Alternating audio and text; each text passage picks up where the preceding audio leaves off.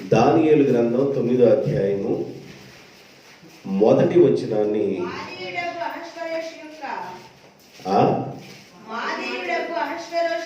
మాదీయుడగు అహష్వేరోషు యొక్క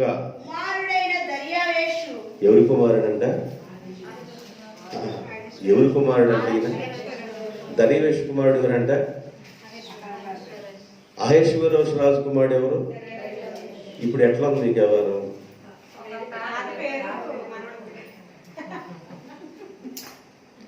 అహష్వేరోషు కుమారుడైన దర్యావేషు. ఇందాకేం చెప్పాను? దర్యావేషు కుమారుడైన అహష్వేరోషు ఏమన్నా పారసీకుల రాజు. కన్ఫ్యూజన్ కావాలండి. ఏ రాజు అంటే ఈయన పారసీకుడు. ఈయనెవరు?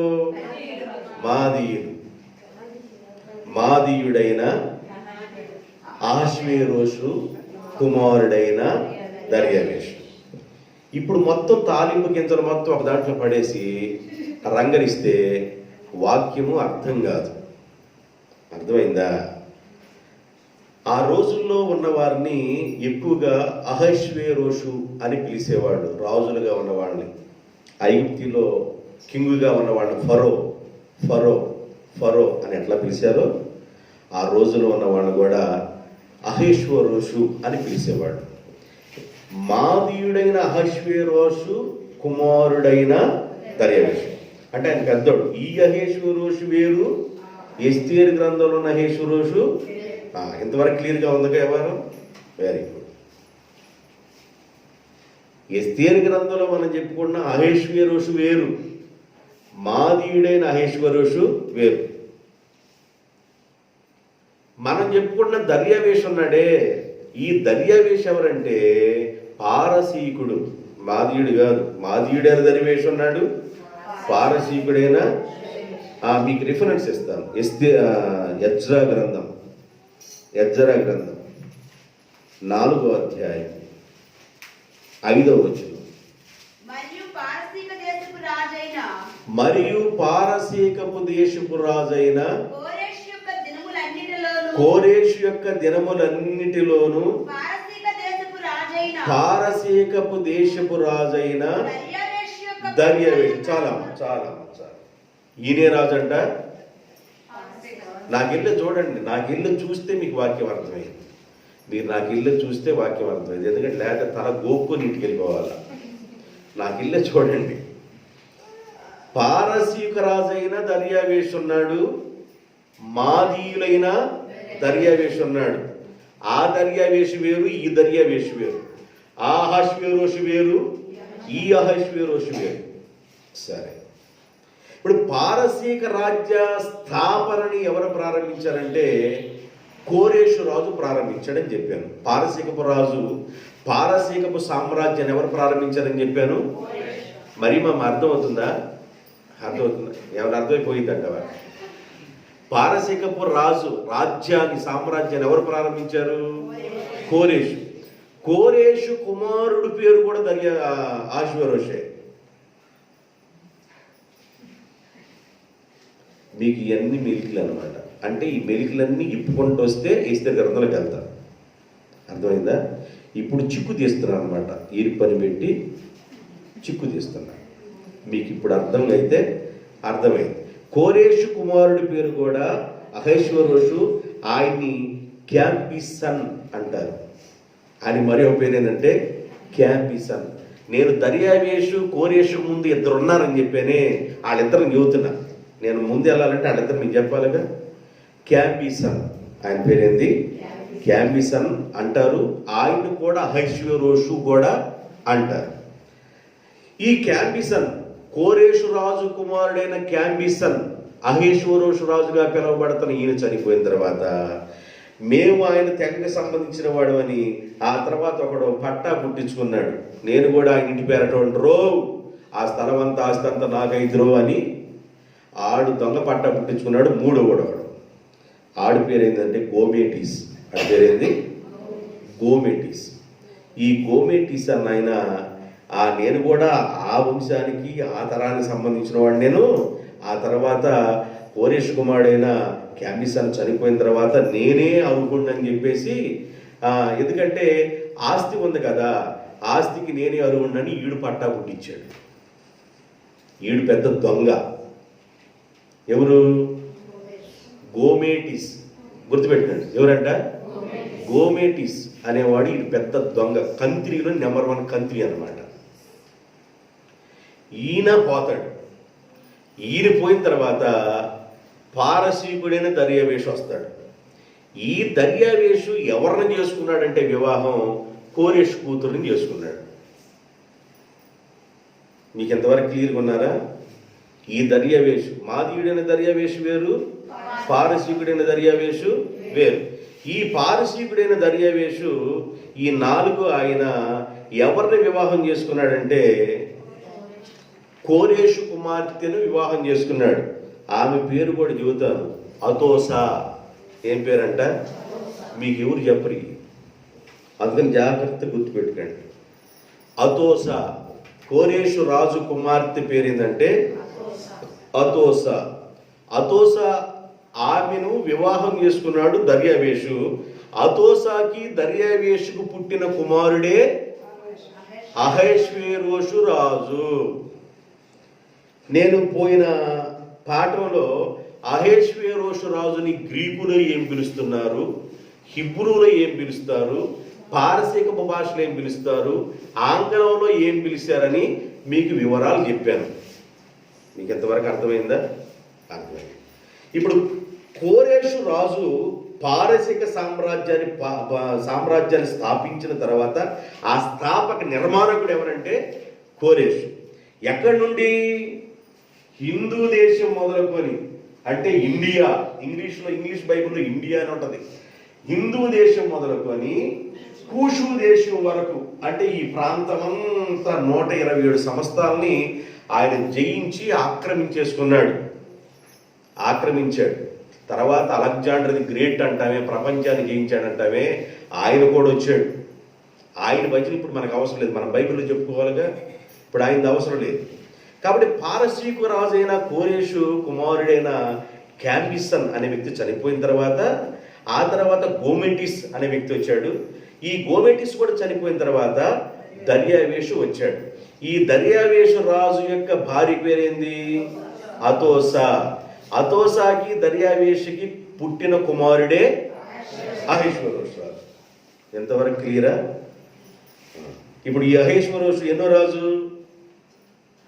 కోరేషు, క్యామిసన్, గోమెటిస్, దర్యావేషు, అహష్వేరోషు. ఆయన తర్వాత ఇద్దరు రాజులు ఉన్నారు. ఆయన తర్వాత ఇంకొక ఆయన ఉన్నాడు. యజ్ర గ్రంథం 7వ అధ్యాయంలో మనకు కనబడతాడు. యజ్ర గ్రంథం 7వ అధ్యాయం 7వ వచనం. మరియు రాజైన, చక్కగా 4 తిప్పుకొని మాట్లాడుకోవాలి.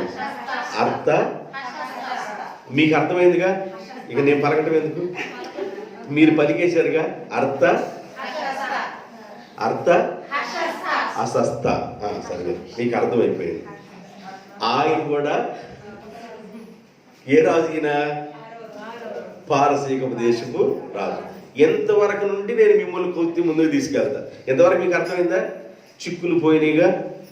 మీరు బైబిల్ చదివేటప్పుడు ఏంది దర్యావేషు కుమారుడు అహష్వేరోషు అని చెప్పాడు, దానియేలు గ్రంథంలో అని అన్నా అహష్వేరోషు కుమారుడు దర్యావేషు అని ఉంది, ఏంది భజన అని ఇంటికాడ మీరు ఇలా ఆలోచించకుండా, అంటే మీకెందుకు ఆలోచిస్తారు? బైబిల్ చదివితే వచ్చేది ఆలోచన. మీరు దానియేలు గ్రంథం చదవరు, మీరు ఇంటికి వెళ్ళి చదవరు, మీకెందుకు వచ్చింది ఆలోచన?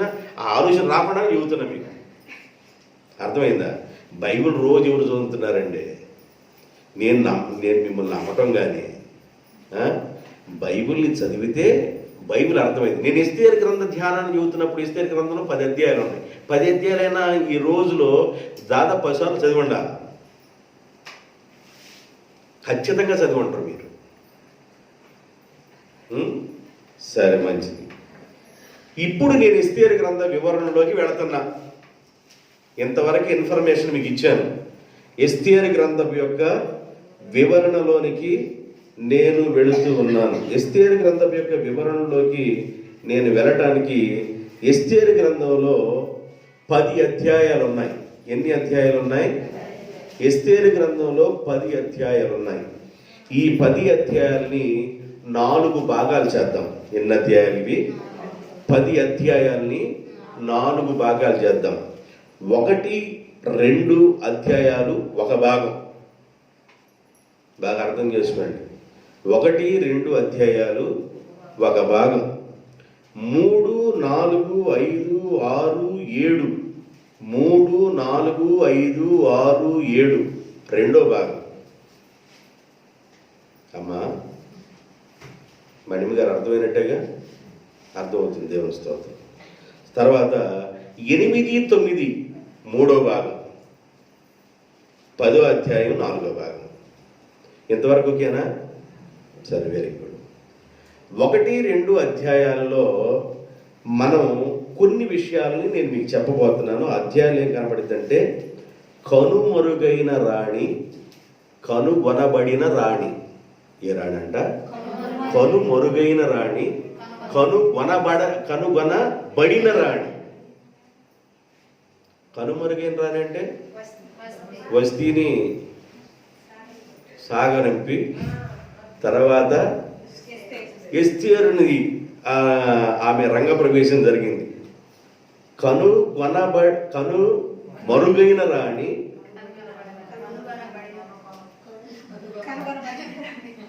జాగ్రత్త వినండి. కనుమరుగైన రాణి. రెండవ ఎవరు? కనుగొనబడిన రాణి. ఎంతవరకు మీకు అర్థం? Very good. ఈ 2 అధ్యాయాల్లో ఈ భాగం ఉంటుంది. ఆ భాగానికి ముందుగా ఒక గొప్ప విందు ఉంటుంది. 1వ అధ్యాయం దగ్గర నుండి 9వ వచనం వరకు ఒక గొప్ప విందు ఉంటుంది. మీరు జాగ్రత్తగా వినండి. ఎస్తేరు గ్రంథం 1వ అధ్యాయం 1వ వచనాన్ని చదవండి. అహేష్వేరోషు రాజు దినములలో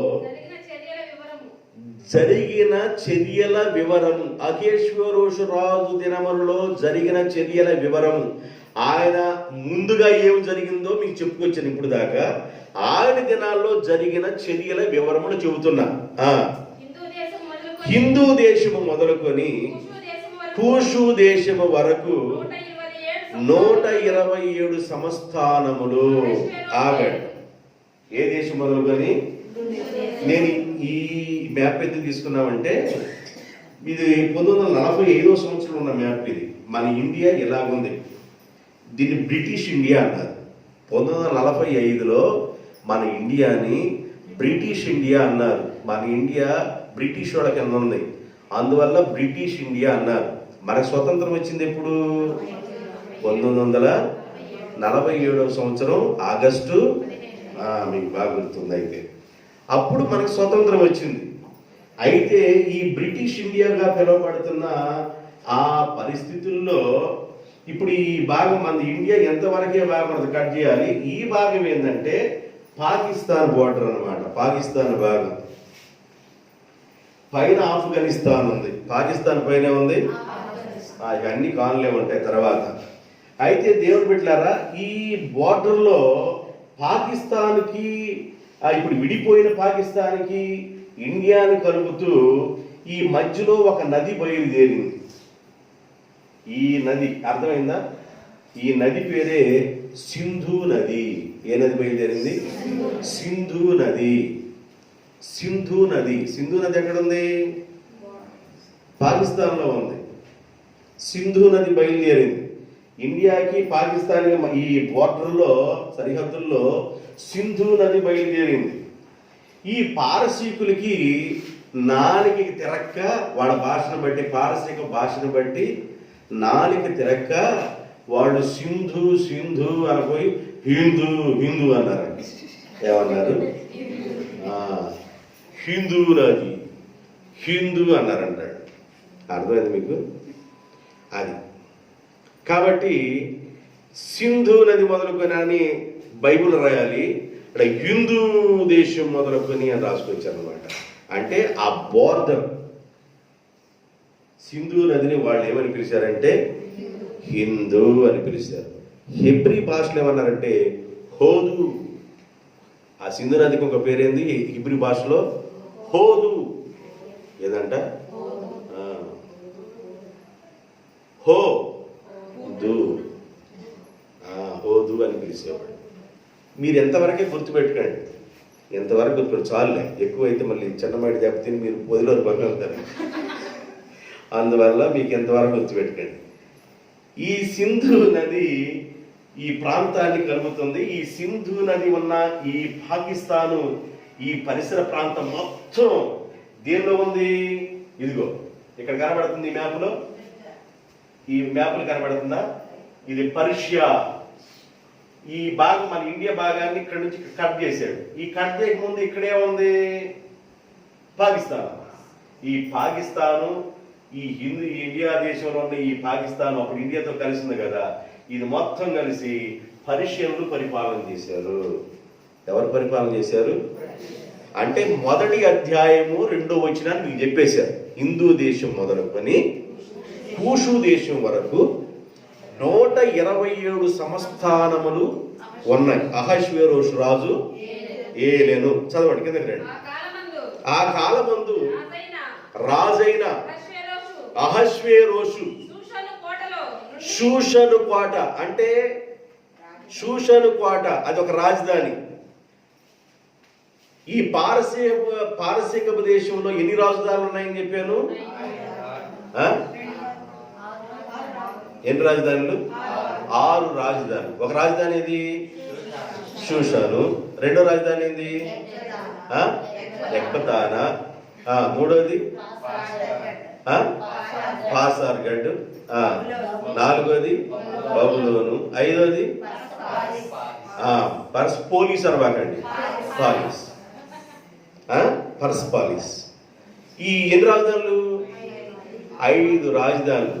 వీళ్ళు ఏం చేసేవాడంటే ఈ రాజులు వేసవకాలపు రాజధాని అని ఒకటి పెట్టుకునేవాళ్ళు, శీతాకాలపు రాజధాని అని ఒకటి పెట్టుకునేవాళ్ళు. ఇలాగా కొన్ని రాజధానులు పెట్టుకున్నారు. బబులోను కూడా ఒక రాజధాని. ఇట్లాగా ఈ రాజధానిలో ఈయన గారు ఎప్పుడు ఎక్కడున్నాడంటే అహష్వేరోషు రాజు శీతాకాలపు రాజధానిలో ఉన్నాడు. శీతాకాలపు రాజధాని అంటే షూషన్ కోట. ఏ కోట అంట? షూషన్ కోట. ఇప్పుడు మనం వారధి దాటి వెళ్ళిన తర్వాత, రేపల్లి వారధి దాటి వెళ్ళిన తర్వాత చల్లాపల్లి వెళ్ళేతలకి ఆడ పెద్ద కోట ఉండింది.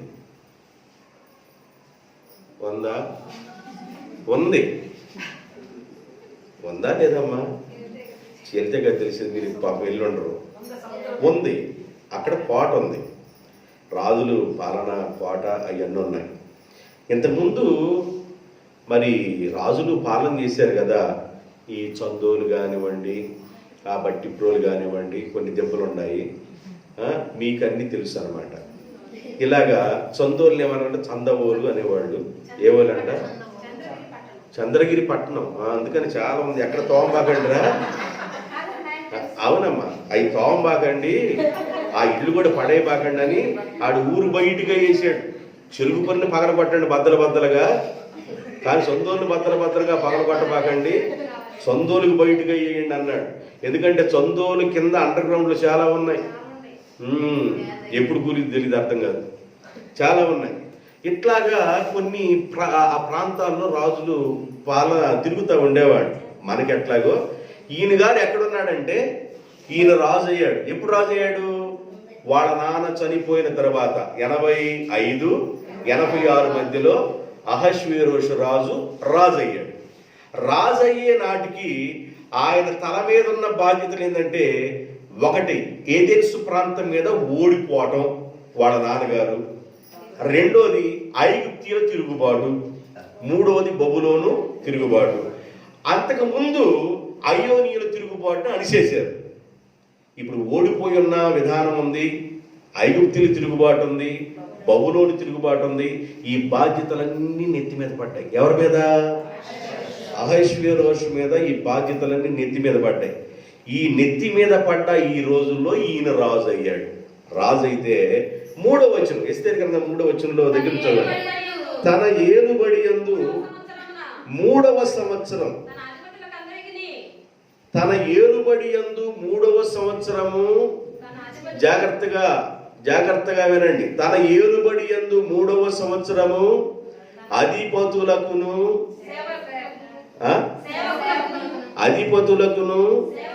సేవకులకును విందు చేయించెను.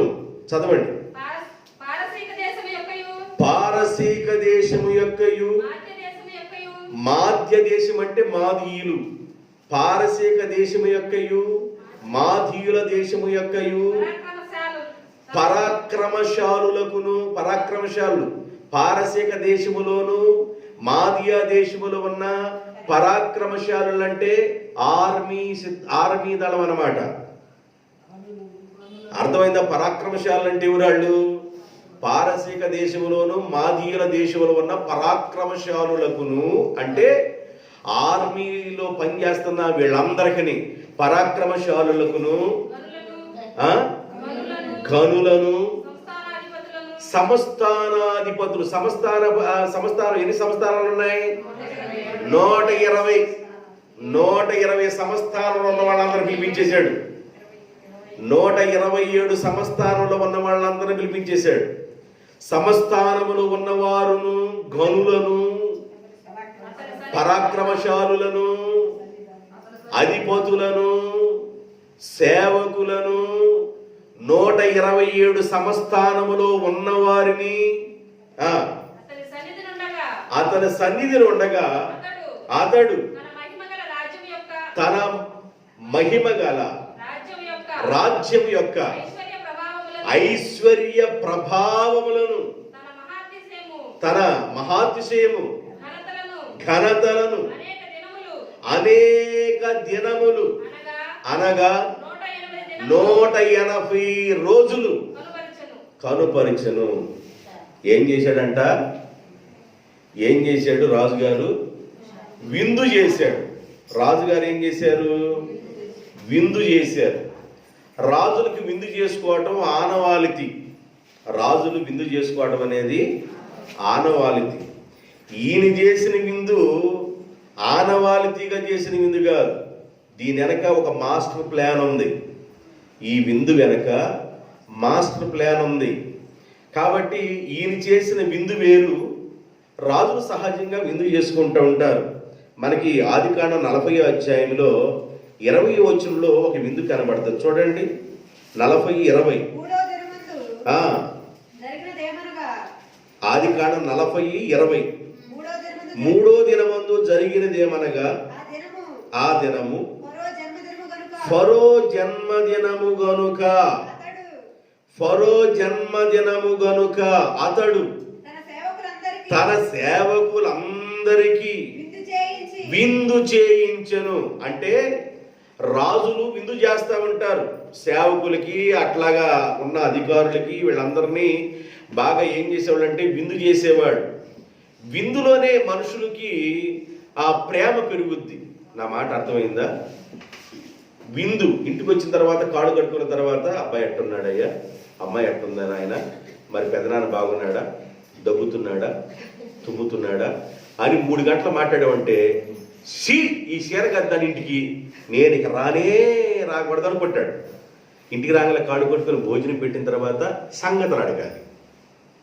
నా మాటలు అర్థమైనయా? అర్థమైన స్తోత్రం చెప్పండి. మీకు అర్థమైంది. ఇంటికి రాగలే ఆతిథ్యాన్ని ఇవ్వాలి. యేసు ప్రభు కూడా ఏదైనా ఒక ఇంటికి వెళ్ళినప్పుడు కాళ్ళు కడుక్కోవడానికి నీళ్ళు ఇచ్చారా, తలకి నూనె అంటారా అని కొన్ని సాంప్రదాయాలు ఉన్నాయి. ఈ రాజులు కూడా ఏం చేసేవాళ్ళంటే అప్పుడప్పుడు ప్రజలందరినీ వారి గ్రిప్పులో ఉంచుకోవడం కోసం విందు చేస్తారు. ప్రజలందరినీ వాళ్ళ గ్రిప్పులో ఉంచుకోవడం కోసం ఏం చేస్తారంటే విందు చేస్తారు. ఎలక్షన్ ప్రారంభమవుతుంది అనగానే 6 రోజుల నుండి టిఫిను, టీలు, అబ్బో బిస్కెట్లు, డ్రింకులు ప్రెసిడెంట్కి పేలిపోతాయి. ప్రెసిడెంట్ ఇంటి దగ్గరే ఏకల దండులాగా తిరుగుతూ ఉంటారు. ఏం బావగారు అన్న వచ్చేసేయాల పేలిపోయింది. ఎందుకంటే 6 రోజుల ముందే ఇక మామూలు కూడా దేవారం, ఇంటి చుట్టూ రామదాడి. అంతేనా? అక్క మీ ఓటు నాకే, మీకే ఎవరికి ఎత్తానయ్యా, మరి ఏ సంగతిలో ఎత్తాను ఓటు. వీళ్ళు రాజులందరినీ గ్రిప్పు చేసుకోవడానికి, ఆ రాజు ప్రజలందరినీ గ్రిప్పు చేసుకోవడానికి ఇది అట్లా విందు చేస్తూ ఉండేవాడు.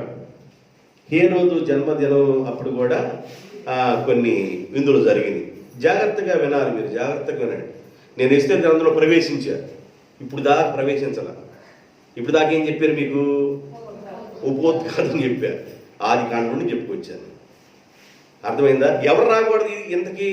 యేసయ్య రాకూడదు, యేసు ప్రభు ఈ భూమి మీదకి రాకూడదు. ఎవరు కుట్ర ఇది?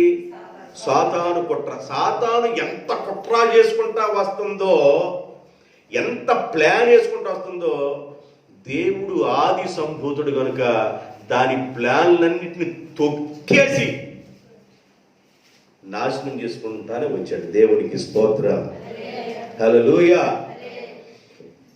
ఈ అహష్వేరోషు రాజు ఏలుబడి 3వ సంవత్సరం, ఆయన రంగ ప్రవేశం చేసిన 3వ సంవత్సరం, ఆయన ఏలుబడి చేసే 3వ సంవత్సరంలో ఆయన విందు ప్రారంభించాడు. ఎవరెవరికి విందు ప్రారంభించాడంటే అధిపతులకును, సేవకులకును, ఘనులకును, సంస్థానాధిపతులకును, పరాక్రమశాలులకును విందు చేసెను. ఎన్ని దినాలు విందు చేశాడంటే 180 రోజులు విందు చేశాడు. మామూలుగా లేదే వారం. ప్రతిరోజు తిన్నవాడికి తిన్నంత, తాగినోడికి తాగినంత ఇష్టానుసారంగా జరుగుతుంది. మామూలుగా లేదే వారం విందు. ఈ విందు వెనక రాజకీయ సంబంధమైన ఒక ఆలోచన ఆయనకుంది. అహష్వేరోషు రాజుకి ఒక ఆలోచన ఉంది. ఆయన హృదయంలో ఒక మంట మండుతుంది. ఏంటి మంట ఏంటంటే, ఈ ప్రజలందరినీ గ్రిప్పులో పెట్టుకొని, అంటే ఐగుప్తీయుల్ని, ఇటెవరిని? బబులోను వాళ్ళని. ఈయన ఏం చేశాడంటే, రాజు అయిన తర్వాత ఐగుప్తి ప్రాంతం మీదకి, బబులోను ప్రాంతం మీదకి వెళ్ళి ఎవరైతే లెగిశారో వాళ్ళని తొక్కేసి బయటకు వచ్చేసాడు. మీరున్న ప్లేస్లో ఉన్నాడు, జాగ్రత్త సుమ అని చెప్పేసి వచ్చాడు. వాళ్ళు అణిగిపోయి కూర్చున్నారు. బబులోను వాళ్ళు మంట అణిగిపోయింది, ఐగుప్తులు మంట అణిగిపోయింది. ఇప్పుడున్న మంట ఏంది? గ్రీకు సామ్రాజ్యాన్ని ఏదెన్స్ ఉన్నారే వాడిని వేయాల. ఇప్పుడు ఏం చేయాలంటే, వాడిని పట్టాలంటే ఇప్పుడు వీళ్ళందరినీ ఆ రాజ్యంలో సంస్థానాది 127 సంస్థానాల్లో, అంటే ఐగుప్తిలో ఉన్నవాళ్ళు, బబులోన్లో ఉన్నవాళ్ళు, కూషు ప్రాంతం దగ్గర, కూషు అంటే ఇథియోపియా, ఆ ప్రాంతంలో 127 సంస్థానాల్లో ఉన్న వాళ్ళందరిని పిలిచి విందు చేశాడు. ఒకరోజు చేసి పంపించలా, ఒకరోజు చేయలా. ఇదివరకు పెళ్ళిళ్ళు 6 రోజులు జరిగాయి. పప్పు షేర్ చేసుకొని, చింతపండు పులుసు చేసుకొని, ఏవో మామూలు ఉండేది కాదు. ఇదివరకు బళ్ళల్లో కుర్చీలు ఏముండేవి కాదు, అంత నేల టికెట్లే. దాదాపు 40 సంవత్సరాల క్రితం అన్ని నేల టికెట్లే. కూర్చోవటం, అప్పుడు ఆ ముద్ద ఉప్పేయటం, పులుసు పోయటం, అదో ఇక అదే పరమాణం పోయటం, ఇక అదే. అదేంటంటే ఆ మన ఫలం రీసెంట్గా వచ్చింది. అప్పుడు ఇదే వ్యవహారం. కూర్చోవటం, పులుసు తాగడం, ఇంటికి వెళ్ళిపోవటం, నద్దపప్పు పులుసు, పరమాణం పోతే భలే చేశారు అనుకోవటం, భలే చేశారు అనుకోవటం, సర్చే చంద్రుల పద్యాలు పెట్టుకోవటం, సినిమా పెళ్లి చేసుకోవటం, డబ్బా అనుకొని ఇంటికి వెళ్ళిపోవటం. ఏమండి? అట్లా ఉండేది 40-50 సంవత్సరాల క్రితం భజనలు ఇవి. అర్థమవుతుందా? అసలు నేను చెప్పే భజన ఎప్పుడుది? క్రీస్తుకు పూర్వం 486-85లో రాజు అయ్యాడు. అంటే ఇక అప్పటి నుండి ఏమైందంటే సంవత్సరాలు తగ్గుతా వస్తాయి. అంటే 86కి 3 తగ్గిస్తే 83వ సంవత్సరంలో రాజైన 83 సంవత్సరం, 483వ సంవత్సరంలో ఈయన విందు చేశాడు. ఎవరెవరిని పిలిచాడు అంటే పరాక్రమశాలులను పిలిచాడు. ఆర్మీ సిబ్బంది మొత్తాన్ని పిలిచాడు. 127 సంస్థానంలో ఉన్నవా ఆ సిబ్బందిని, గనులుగా ఉన్న వారిని పిలిచాడు. మెయిన్ క్యాండిడేట్లు అందరినీ పిలిచాడు. సేవకులను పిలిచాడు. సంస్థానాధిపతులను, అంటే 127 సంస్థానంలో ఉన్న వాళ్ళని, మెయిన్ ప్రముఖులు ఉన్న వాళ్ళందరినీ పిలిచాడు. గనులుగా ఉన్న వాళ్ళని పిలిచాడు. అధిపతులను పిలిచాడు. పిలిచి 180 రోజులు ఆయన ఏం చేశాడంటే విందు చేశాను. ఎన్ని రోజులు విందు చేశాడు?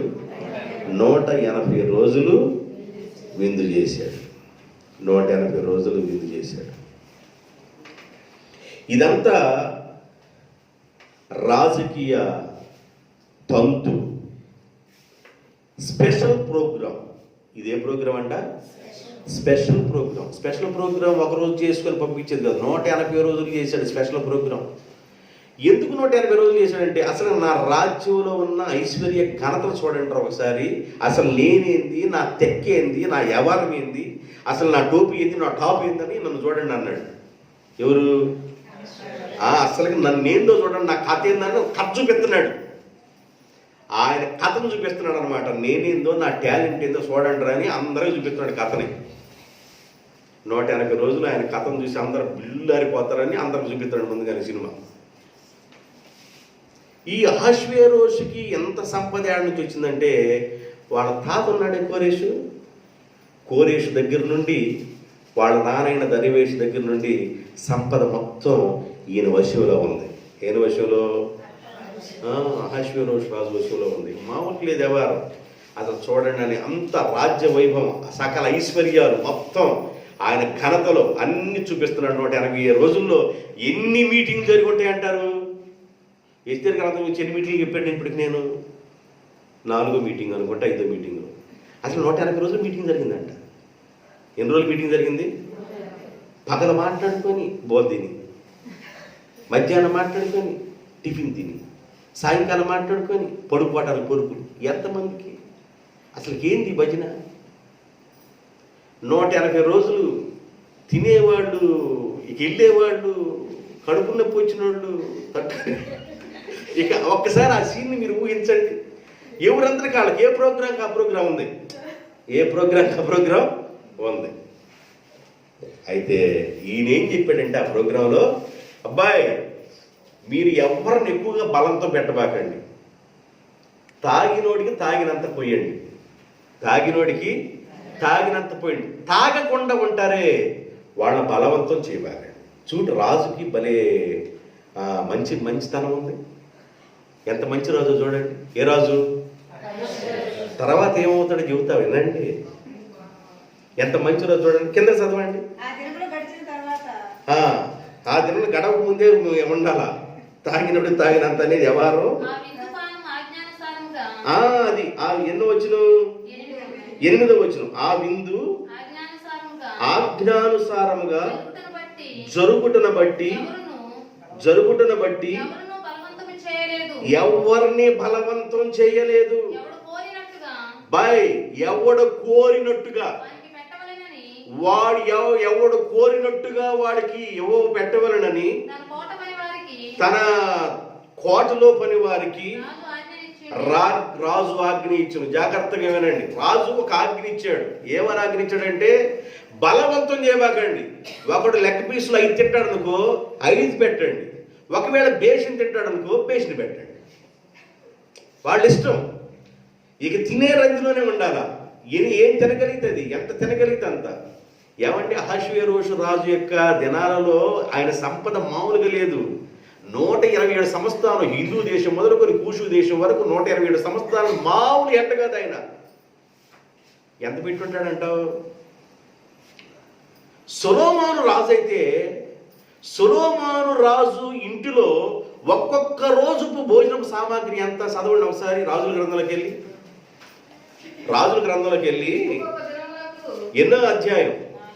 4. మొదటి రాజులే కదా, 4:22. ఒక్కొక్క రోజుకి సొలొమోను భోజనపు సామాగ్రి ఎంతనగా 600 తొలముల సన్నపు గోధుమ పిండి, తూములు, ఆ తూముల గోధుమ పిండి 1200 అంటే 1200 తూముల మొతక పిండి, కొవ్విన ఎద్దులు 10 ఎద్దులకు వచ్చి ఎంతమందికి వచ్చింది? ఒక గొర్రెకి వచ్చి ఎంతమందికి వచ్చింది? ఎన్ని గొర్రెలు కలిస్తే ఒక ఎద్దు అయింది? మీకు అర్థమైంది ఉంటుంది. 10 ఎద్దులను కొవ్వినవి విడిగా ఉన్న ఎడ్లు అంటే కొవ్వుగా పట్టి కాకుండా మామూలుగా ఉంటాయి ఆ ఎద్దులు ఒక 20, 100 గొర్రెలను, ఇవిగాక ఎర్రదుప్పులు, దుప్పులు, జింకలు, కొవ్వు పట్టిన బాతులు. ఒక్క రోజుకి భోజనపు సామాగ్రి ఎంత అనగా ఎంతమంది తింటున్నారో ఆలోచించండి. ఎంతమంది తింటున్నారో ఆలోచించండి. సొలొమోను యొక్క రాజ్యంలో ఒక్క రోజుకు భోజనపు సామాగ్రి అసలు మామూలుగా మతిపోయే భోజనపు సామాగ్రి ఒక్క రోజుకి అన్ని తిరిగిపోతున్నాయి. ఎంతమంది తింటున్నారో. సొలొమోను ఏ దేశాన్ని పాలన చేశాడు? యోదయ దేశాన్ని, యెరూషలేముని పాలన చేశాడు. ఇప్పుడు ఈయన ఎక్కడి నుండి ఎక్కడి దాకా? హిందూ దేశం మొదలుకొని ఎన్ని కోసి ఉంటాడంటావు? అసలు ఎన్ని కోసి ఉంటాడంటావు? ఎంత వెరైటీ ఉంటుంది మీకు. ఇంకా జాగ్రత్తగా వినండి, ముందుగా చెబుతా. ఇంకా కొంచెం ముందుకు వెళ్దాం. ఎంత జరిగను 4 వచ్చిన చూడండి.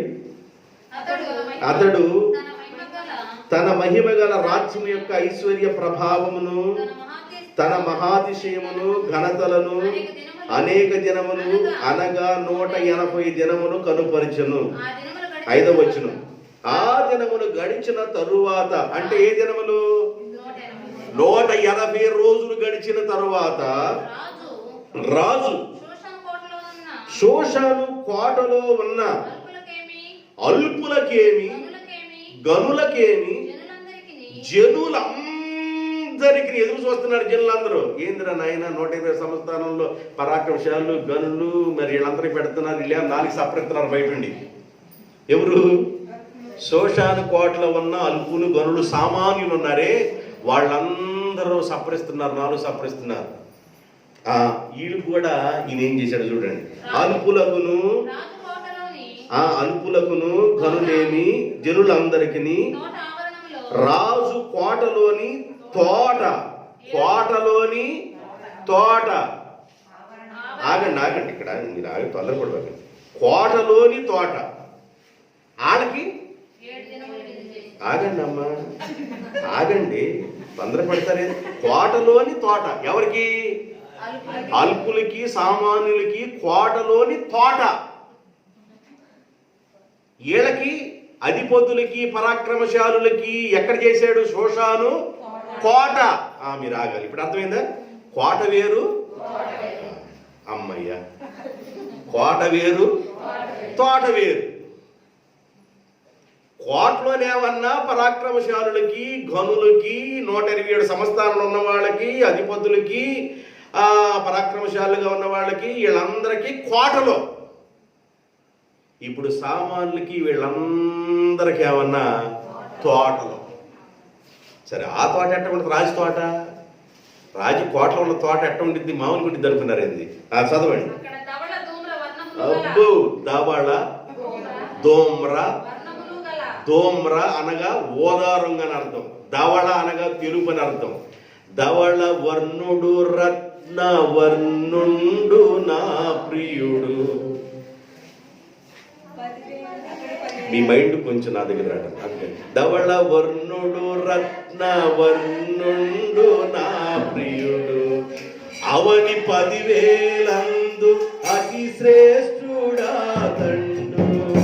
ధవళ వర్ణుడు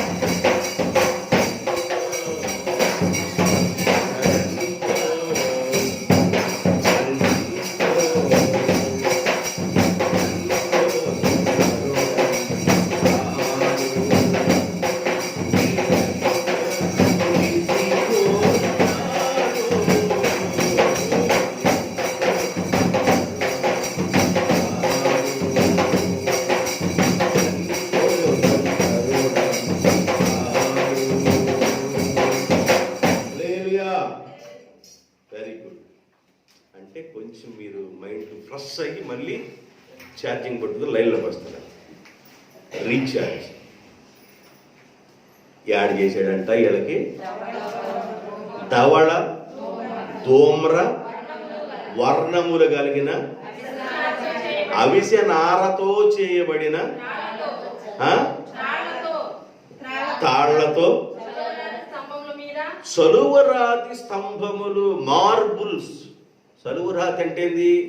మార్బుల్. సలువరాతి స్తంభముల మీద ఉంచబడిన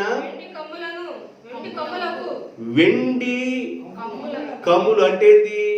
స్తంభాలకి మన గొళ్ళాలు ఉంటాయే, ఆ వెండి కమ్ములకి ఆ గొళ్ళాలు ఉన్నాయి. ఆ గొళ్ళాలకి ఇక తగిలించాడనమాట.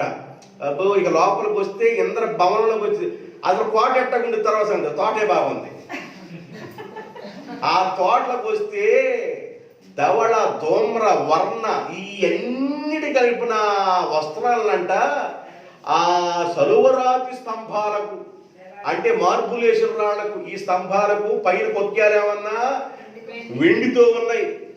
మనం స్లాబ్ మీద ఏం చేస్తాం? టెంట్ వేసుకునేటప్పుడు స్లాబ్లోనే ఏం చేస్తామంటే మూలన కొక్కాలు పెడతాం. బొంగులు అక్కడ దించితే అక్కడ టెంట్ ఆగిద్దని అక్కడ పెట్టాడు కొక్కాలు. ఏడా సలువురాతి స్తంభాలకు కొక్కాలు పెట్టి ఆడ నుండి అలాడ తీసుకుంటా నైస్గా కటంలో కట్టుకుంటా వచ్చాడు. ఎక్కడికి బయట ఏం కనబడతాడు, అంత కఠినమైనది. ఏదైనా విందు చేసినప్పుడు కట్టలు కట్టకుండా బాబులు పని చేయండి అట్లా. ఇప్పుడు ఏదన్నా మనం ఏదైనా చేసినప్పుడు కటన్ లేకుండా ఏం లేకుండా ఏం చేసామంటే ఆ చేసాడులే అన్నట్టుండి దేవాలు. అందుకని టెంట్ వేసినప్పుడు టెంట చుట్టూ కట్టలు కడతాం. ఆడు మామూలు కట్టలు ఈడు ఆకాశంలో పక్షులు ఎగురుతున్నట్టుగా, సముద్రంలో చేపలు తిరుగుతున్నట్టుగా, కోడి పిల్లల పొగ బతుకుతున్నట్టుగా, నేమలు ఎగురుతున్నట్టుగా మామూలు కట్టలు ఉండవు. అంటే ఆ కట్టలు ఎందుకంటే ఆనందాన్ని కలుగు చేస్తాయి.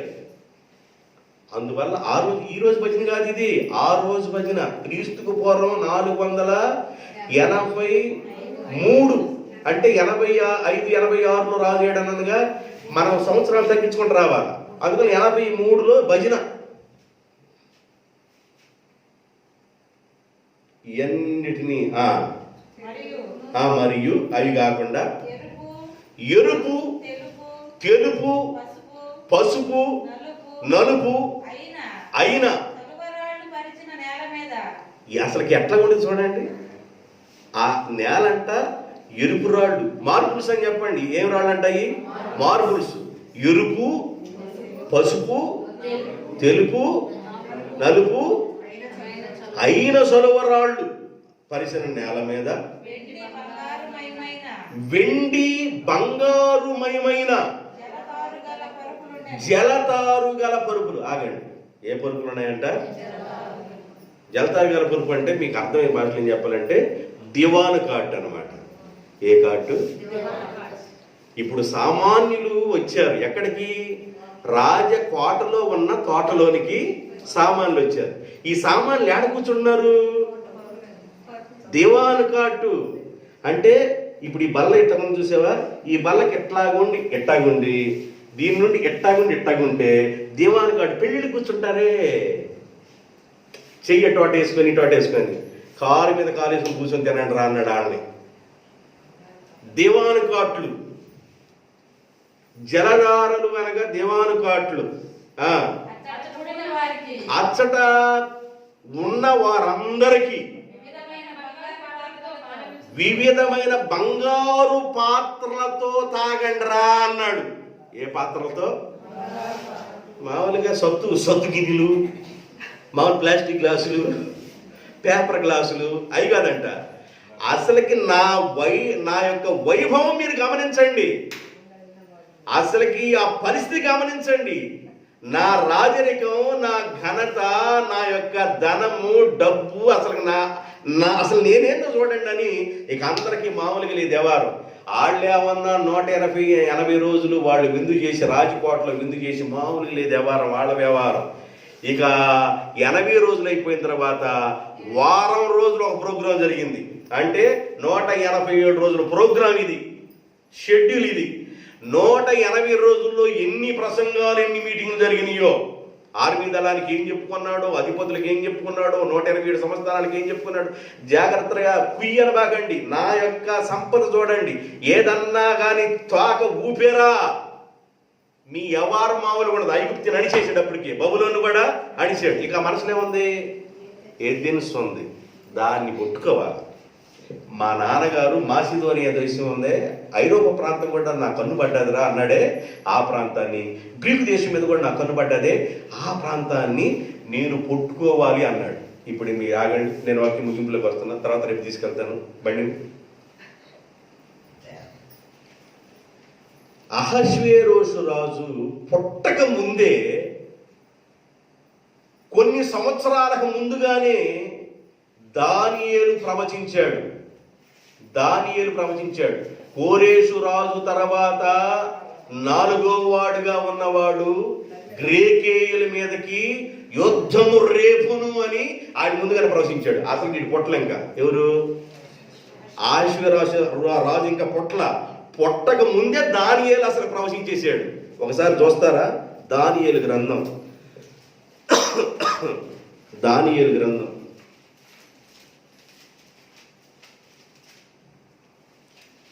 11వ అధ్యాయం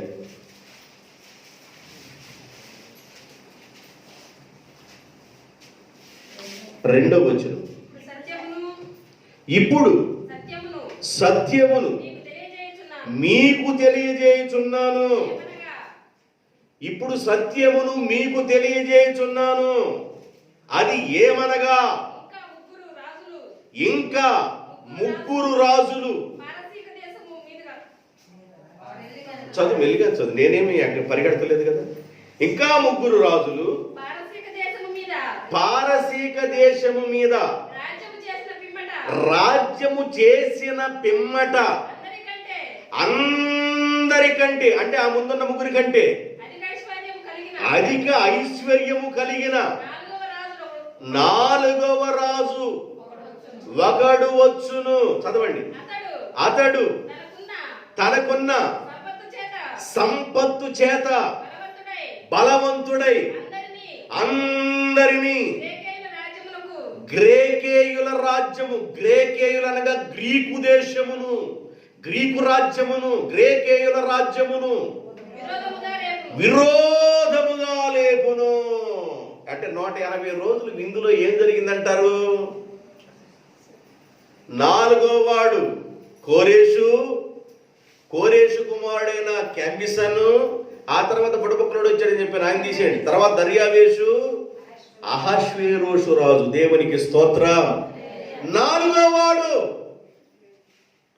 అహష్వేరోషు రాజు. అంటే అహష్వేరోషు రాజు పుట్టక మునిపే దానియేలు అనే వ్యక్తి దేవుని యొక్క అభిషేకం ద్వారా ప్రవచించేశాడు. చూడండి, దేవుని బిడ్డల మీద ఉన్న అభిషేకం వేరండి. అభిషేకం ఉండాలి. దేవుని పిల్లలు అభిషేకాన్ని పొందాలి. దేవుని బిడ్డలు దేవుని యొక్క ఆత్మ అభిషేకంతో నింపబడి ఉండాలా. కళలు చూస్తారు, వాళ్ళు దర్శనాలు చూస్తారు, జరగబోయే చూస్తారు. అభిషేకం పొందాలి. అహష్వేరోషు రాజు 4వ వాడు తన ప్రభావ ఘనతల చేత, ఐశ్వర్య మహిమల చేత ఆయన గ్రేకేయుల మీద విరోధముగా లేచును. ప్రవచనం ముందుగానే వచ్చింది. గ్రేకేయులు అంటే ఎవరు? గ్రీకు దేశం, గ్రీసులు అని అర్థం. వాళ్ళ నాన్న బాగా రంగరించి వెళ్ళిపోయాడు. ఇట్లా నాన్న రంగరిస్తాడనే సంగతి కూడా దానియేలు దేవుడు ముందుగానే బయలుపరిచేశాడు. దేవునికి స్తోత్రం. ఇప్పుడు మళ్ళీ కిందకి రండి, ఎస్తేరు గ్రంథంలోకి రండి. మళ్ళీ ఎక్కడికి వెళ్తారు? అంతలోకి వెళ్తారు, ఎస్తేరు గ్రంథంలోకి రండి. 7గురికి ఏం వేశారంట? దివాన్ కాట్లు వేశారు. అచ్చట కూడిన వారికి వివిధమైన బంగారు పాత్రలతో పానము పానమిచ్చుచు రాజు స్థితికి తగినట్టుగా రాజు స్థితికి తగినట్టుగా రాజు ద్రాక్షారసమును దాసులు అధికంగా పోసిరి. రాజు ద్రాక్షారసము, జాగ్రత్తగా వినండి, రాజు ద్రాక్షారసం కాదు, రాజు తాగే ద్రాక్షారసం. రేయ్, వారం రోజులు మనం తోటలో మనం ఏం చేస్తున్నాం? విందు చేస్తున్నాం. సామాన్లు మన దేశంలో ఉన్న వాళ్ళందరూ వచ్చేసారు. వీళ్ళందరికీ బంగారు పాత్రలు ఇవ్వండి, ఎవడు బలవంతం చేయబాకండి. అయితే తాగగలిగినోడు ఉన్నాడు చూసావా, తాగినోడు ఎన్ని కోటలు ఇస్తే అన్ని కోటలు పోయండి. ఎంత తాగగలిగిన వాడికి అంత పోసేయండి. బంగార పాత్రలు ఇవ్వండి, అది కూడా సొల్లుది జబ్బుది బాగండి. ద్రాక్షరసం, రాజుగారు ఏదైతే కాస్ట్లీ తాగుతాడో అంత కాస్ట్లీ వ్యవహారం చూపించండి అన్నాడు. కాస్ట్లీ, రాజు తాగేది వీళ్ళు తాగాలి, కాస్ట్లీ తాగండి అని. మామూలుగా లేదు. ఈ దేవాని కాటు మీద కూర్చున్నాడు, ఒకటి కాడు మీద ఒకటి వేసుకుని కాలు మీద కాలు వేసాడు. ఇక మామూలు లేదు, ఆడే రాజులో ఫీల్ అవుతున్నాడు సామాన్యుడు కూడా. ఏ కాలు ఊపుకుంటా కూర్చున్నారు, మామూలు లేదు వ్యవహారం. తాగినోడికి తాగినంతగా వ్యవహారం, తిన్నవాడికి తిన్నంత. మామూలు మొక్కలు లేవి అక్కడ. ఎన్ని మొక్కలు వేసాడు, ఒకరోజు సునమానికి అంత భోజనం అయితే ఇన్ని అంత చేసి ఉంటాడు. ఈ వ్యవహారం ఇక మామూలు లేదు. విందు గ్యాస్ ట్రబులే తక్కువ. మిషన్లు బాగా పనిచేసినోడు ఇక మామూలు పని చేసినంత ఇక దున్నుకోవటమే. మిషన్ పనిచేసే ఉన్నాడు అనుకో, ఇక ఏమి లేదు, ఇబ్బంది ఏమి లేదు. బఫే సిస్టమ్ అనమాట. తిన్నవాడికి తిన్నంత. రొయ్యలు ఫ్రై దగ్గరికి వెళ్ళాలా, రొయ్యలు. ఫిష్ ఫ్రై దగ్గరికి వెళ్ళాలా, ఫిష్ ఫ్రై. ఒకవేళ చికెన్ ఫ్రై దగ్గరికి వెళ్ళాలా, జాయింట్ ముక్కలు కావాలా, జాయింట్. ఒకవేళ వేట మాంసం కావాలా, వాడు బోత్ మాంసం కావాలా, ఒకడు ఎద్దు మాంసం కావాలా, ఏ మాంసం కావాల్సిన ఆ మాంసం ఎంత వెరైటీ. తిన్నవాడు తిన్నంత బంగారం పాత్రలతో తాగి వాడు వచ్చి ఏం చేశాడంటే దివాను కాటు మీద కాలు మీద కాలేసుకొని కూర్చొని అబ్బా ఏమి అంటే ఏం చేశాడు ఆనందం. గనుల్ని వశపరుచుకున్నాడు, అల్పుల్ని వశపరుచుకున్నాడు, సామాన్లు వశపరుచుకున్నాడు, పరాక్రమశాలను అందరినీ గ్రిప్ చేశాడు. ఆశ్వరేశ్వర సామాన్యుడు అంటారా, మామూలు తెలివి కలిగినాడు అంటావా? అంత తెలివి కలిగినోడికి మైండ్ తప్పింది. అంత తెలివి కలిగి 187 రోజులు ప్రోగ్రాం చేశాడు. 180 రోజులు ప్రోగ్రాం చేశాడు. అది అయిపోయింది ఆ ప్రోగ్రాం అయిపోయిన తర్వాత అందరిని పంపించేశాడు. ఇప్పుడు కోట ఖాళీగా ఉందిగా. ఏం ఖాళీగా ఉంది? కోట ఖాళీగా ఉంది. కానీ పురుషులు ఎక్కడ పిలిచాడు? కోటలో ఉన్న తోటలోకి. ఇప్పుడు ఖాళీగా ఉంది ఏంది? కోట. ఇప్పుడు కోటలో వస్తీ ఏం చేసింది చూడండి కింద. రాణి అయిన వస్తీ అహశ్వేరోషు కోటలో పురుషులేమన్నా తోటలో, స్త్రీలేమన్నా కోటలో.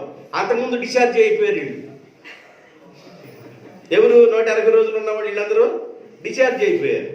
అరే మీరు మీ స్వదేశాలకి వెళ్ళిపోండి అని వాళ్ళందరూ పంపించిన తర్వాత రాణి ఏం చేసిందంటే ఆ సామాన్యులందరికీ 7 రోజులు విందు జరుగుతుందిగా. ఈ 7 రోజుల విందులో సామాన్యులందరికీ ఏమైనా తోటలో జరుగుతుంటే ఆడకున్న భార్యని స్త్రీలందరిని తీసుకొచ్చి కోటల విందు ప్రారంభించింది. తోట వేరు. మీకు అర్థమైంది ఎంతవరకు? ఎత్తేది గ్రంథం బాగానే అర్థమవుతుంది మీకు. ఇప్పుడు కోటలో విందు జరుగుతుంది. మామూలుగా జరగట్ల విందు. అయితే అయ్యగారు ఒగ్గపట్టలేక, ఏ అయ్యగారు? అహశ్వేరోషు రాజు ఒగ్గపట్టలేక ఆగాడుగా. 180 రోజులు ఆగాడు. 180 రోజులు మామూలుగా స్పూనో చెంచాడో తీసుకుంటా ఉండేవాడు అనుకుంటాను, కొంచెం మళ్ళీ అందరితో మాట్లాడడానికి. అది ఎక్కువైతే మాటలు తప్పుతాయి కదా. అందువల్ల ఏం చేశాడంటే తక్కువగా సేవించి వాళ్ళందరినీ వశం చేసుకున్నాడు. మనసంతా ఆహ్లాదంగా ఉంది, మామూలుగా లేదు వ్యవహారం. ఇక ఆయన ఆకాశంలో తేలిపోతున్న విమానమే లేకపోయింది. తేలిపోతున్న ఈ రోజుల్లో ఆఖరి రోజు, 7వ రోజు, ఆఖరి రోజు, 7వ దినమందు రాజు ద్రాక్షరసమును బాగా తాగి సంతోషంగా ఉన్నప్పుడు సంతోషంగా ఉన్నప్పుడు కూడి వచ్చిన జనమునకును అధిపతులకును రాణి అయిన వస్తీ యొక్క సౌందర్యమును కనపరచవలెనని రాణి అయిన వస్తీ యొక్క సౌందర్యమును సామాన్యులకు గనులకు అధిపతులకు కనపరచవలెనని రాజకిరీటం ధరించుకొనిన ఆమెను రాజ కిరీటము ధరించుకున్న వస్తీని తన సన్నిధికి ఈ ప్రోగ్రామ్ లోకి రమ్మని ఆయన 7 చేత కబురు పంపించాడు. వాళ్ళందరూ షండులు 7 చేత కబురు పంపించాడు. అమ్మగారు, అయ్యగారు ఏమన్నా కోటలో ఉన్నాడు, తోటలో ఉన్నాడు, మీరేమన్నా కోటలో ఉన్నారు. కోటలో ఉన్న మిమ్మల్ని తోటలోకి రమ్మన్నాడు. ఎందుకు రమ్మన్నాడంటే మీ సౌందర్యాన్ని అక్కడ ఉన్న వాళ్ళందరికీ చూపించాలని.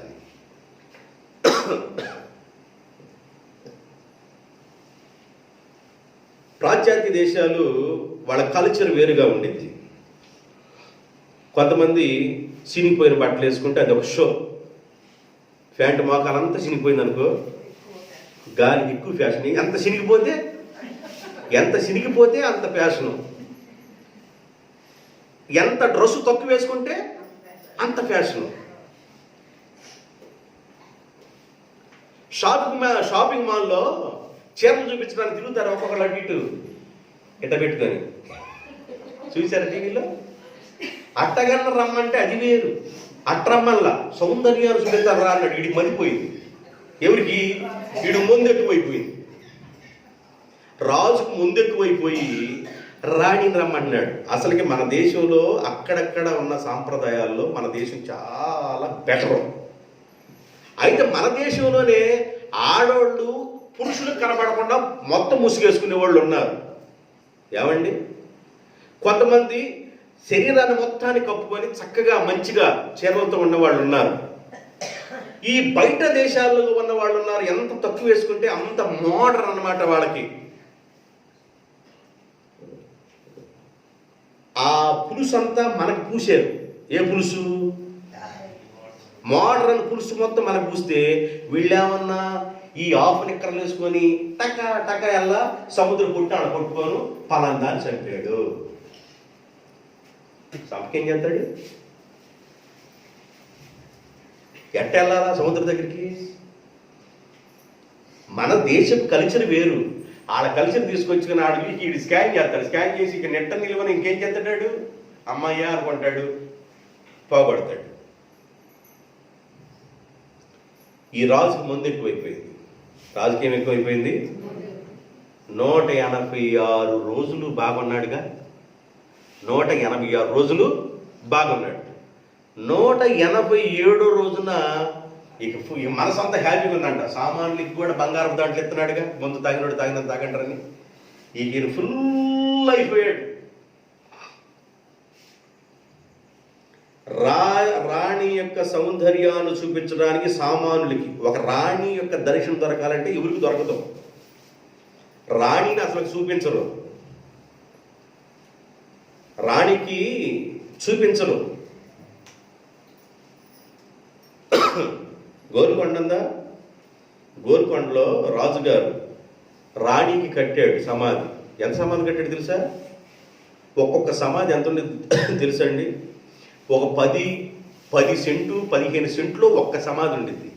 పెద్దది భవనంలో ఆమె సమాధి ఉండిద్ది. ఐగుప్తు దేశంలో మమ్మీలు అని ఉన్నారు చూసావా, వాళ్ళు ఎట్లా ఉంటాయి తెలుసా? పెద్దటిలో వాళ్ళ సమాధులు ఉంటాయి. ఒక్క రాజు యొక్క భార్య సామాన్యుడికి తన సౌందర్యాన్ని చూపించాలని కోరుకుంటున్నాడంటే మతి తప్పిన వాడే. తాగుబోతుకి మతి తప్పిద్దండి. ఆ మధ్య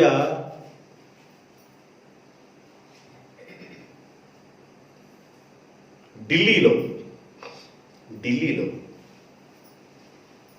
ఫుల్గా తాగి జూ పార్క్ వెళ్ళాడు. అంటే ఏ పార్క్ వెళ్ళాడు?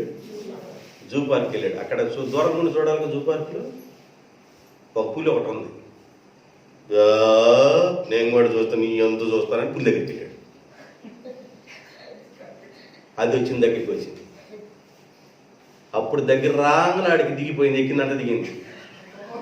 నన్ను ఏం చెప్పి జనాలు ఛాయ్ ఛాయ్ అని కేకేస్తున్నారు. ఇదంతా లైవ్. తర్వాత చూడాలనుకుంటే నాకు చెప్పండి, చూడగలిగిన చూపిస్తాను. నా దగ్గర ఉంది, ఆ క్లిప్ ఉంది. పక్కన టీవీ ఉంటే చూపించేవాడిని. ఇక జనాలు తోలుతున్నారు. వీడికి ఏమైనా ముందు ఎక్కువైపోయింది. ముందు ఎక్కువైపోయి ఆ పులి దగ్గరికి వెళ్ళాడు. ఎంతసేపు చూసింది అదైనా ఎట్టా ఎట్టా అంటుంది కాలు పెట్టి. గోడ కాలు మీద పిల్లిలాగా పా పా పా అన్నాడు. అది ఎందుకు పోయింది? ఇక ఒక్కసారి చూసి 2 నిమిషాల తర్వాత పేక తగిలించుకొని నోటికి ఎట్లా లేపుకొని వెళ్ళిపోయింది. ఏం చేస్తారు?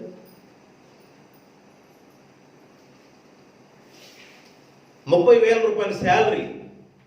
ఆ క్లిప్ కూడా నా దగ్గర ఉంది, కావాలనుకుంటే తర్వాత నా దగ్గర రండి. ₹30,000 శాలరీ. ₹30,000 శాలరీతో తన ఇంటిని గడపవలసిన ఆయన ఇంటిని గడపకుండా శాలరీ మొత్తాన్ని ఫుల్గా తాగేసి, ఆ భార్య అనేది తాగితే తాగేవండి, ఇంటి దగ్గర ఉండండి, పిల్లలు ఇల్లు ఉంది, ఇంటి దగ్గర ఉండంటే ఈయన తాగి ప్లాట్ఫారాలు అప్పుడు తిరుగుతాడు. దేనప్పుడు తిరుగుతాడు? ప్లాట్ఫారాలు ఫుల్గా. ఇక అది లేకపోతే బ్రతకలేనన్నట్లుగా ఆయన జీవితం అయిపోయి, తాగుడికి ఎక్కువ బానిస అయిపోయి తాగి ఇక ఇల్లుని పిల్లల్ని వదిలేసి ఉద్యోగం కూడా వదిలిపెట్టి గెడ్డాన్ని పెంచుకొని తలకు ఒక టవలగుడ్డు చుట్టుకొని ఆయన గెటప్ ఎవరు గుర్తుపెట్టకుండా ఒక పిచ్చివాడు రూపం వచ్చేసి అడుక్కుంటూ తాగటం ప్రారంభించాడు. అట్లా కొన్ని దినాలు జరిగిన తర్వాత టీవీలో లైవ్ తీసేవాడు వాడి దగ్గరికి మౌత్ తీసుకెళ్ళాడు. అసలు నువ్వేం చేస్తావు ఏదని అడిగితే అప్పుడు కన్నీళ్లు పెట్టుకుని చెబుతున్నాడు, నేను ఒక ఉద్యోగస్తున్నాయా, నాకు ₹30,000 శాలరీ వస్తాయి, నాకు మంచి భార్య ఉంది, బిడ్డలు ఉన్నారు. నా బిడ్డలు చూడాలనుకున్నప్పుడు నేను స్కూల్ దగ్గరికి వెళ్ళి చూసి వాళ్ళని పలకరించి వచ్చేవాడిని. నేను ఉద్యోగం చేసుకునేటప్పుడు ఒక ₹20 ఇచ్చేవాడు వాళ్ళకి. వాడు ఏం చేశాడంటే, నాన్న నీ దగ్గర డబ్బులు ఉన్నాయి లేవని పిల్లోడు నా చేతులు ₹20 పెట్టి పంపించాడయ్యా. నేను చచ్చిపోదాం అనుకుంటున్నాను, చావు రావట్లేదు, ఈ మందు లేకపోతే నేను ఉండలేకపోతున్నాను, నా జీవితం ఇలా కృషించిపోయింది, నా బ్రతికి ఇలాగ అయిపోయింది, భార్య పిల్లలు, నాకు ఇల్లుంది, వాకిలుంది, అన్నదమ్ములు ఉన్నారు, నేను మంచి ఉద్యోగస్తుడిని. త్రాగుడు నన్ను ఎంత వెర్రాడు చేసిందంటే అంత వెర్రాడు చేసిందయ్యా, రోడ్డు పాలు చేసిందయ్యా, నన్ను ప్లాట్ఫారాలు ఎవరు చేసిందయ్యా నన్ను ఈ తాగుడని బోర్న ఏడుస్తున్నాడు. ఈ అహష్వేరోషు రాజు ఏం చేయించాలని ఎన్ని రోజులు ప్రోగ్రాం వేశాడు? 187 రోజులు ప్రోగ్రాం. దేనికోసం?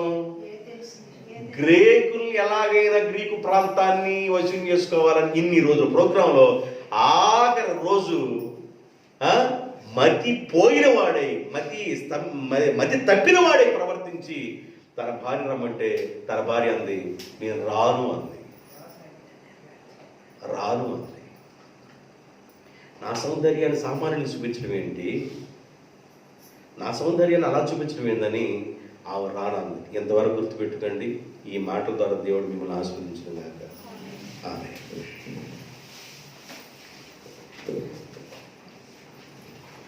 ప్రార్థన చేద్దాం. తనలో చేద్దాం.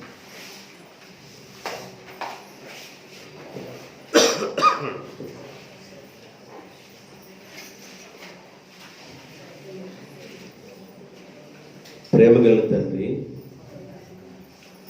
ఉన్నతుడమైన మా ప్రభువా, మహోన్నతుడా, మీకు వందనాలు, స్తుతులు, స్తోత్రాలు. ఈ మంచి వాతావరణంలో శ్రేష్టమైన మీ వాక్కులు మీ బిడ్డలు విన్నారు. ఎస్తేరు గ్రంథంలోకి ప్రవేశించాం. ఎంతవరకు ఎస్తేరు గ్రంథం యొక్క ఆ జరగటానికి ఆ గ్రంథం ముందున్న వివరాలను మేము తెలుసుకున్నాం. ఈ ప్రయాణంలో మీ వాక్కుని బయలుపరచండి, మీ బిడ్డలను బలపరచండి, మీ అభిషేకం చేత నింపండి, ప్రతి కుటుంబాన్ని దీవించండి. యేసుక్రీస్తు నామములో ప్రార్థిస్తున్నాను తండ్రి. ఆమేన్.